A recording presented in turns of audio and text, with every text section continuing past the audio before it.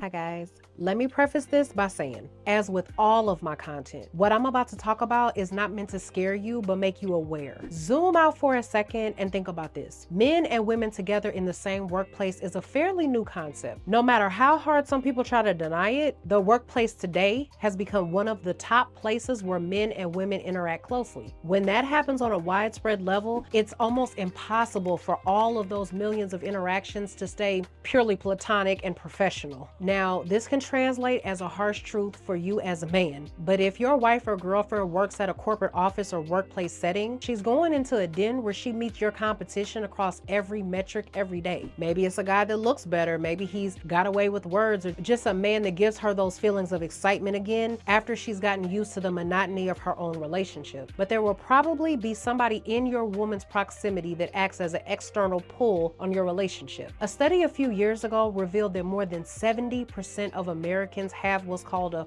work spouse, which is someone that they confide in, share office gossip with, and eventually become very close to. And a separate survey says something even more disturbing, which is that 40% of married people have admitted to outright cheating with their work spouse. As a man, you'd need to have exceptionally high trust and loyalty in your wife or girlfriend to believe she's entirely immune to all of these sexual and emotional temptations. And the bitter truth is, more times than not, she's not immune. And here's why. For a woman, cheating begins long before the actual sexual act. It starts with her liking a new coworker, exchanging texts, and conversing with him. Then she starts becoming secretive of her phone and making excuses to spend more time at work or events where she knows he's gonna be. And that's happening far more than you'd like to believe. I know you guys are probably familiar with it. I know you guys have probably heard it for sure. It's something called the 7-year itch. It's said that around 7 years is the time when long-term relationships settle into an emotional and sexual baseline. It's basically when the couples have gotten used to each other and that newness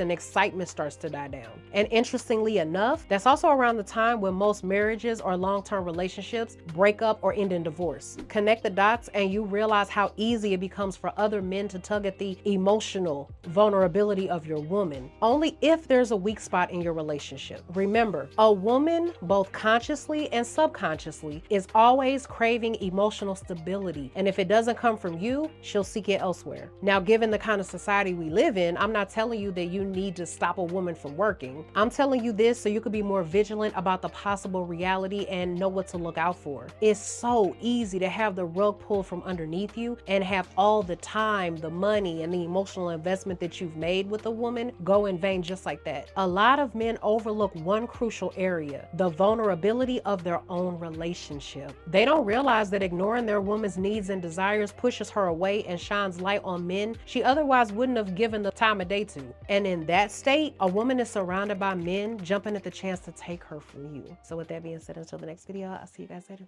Bye.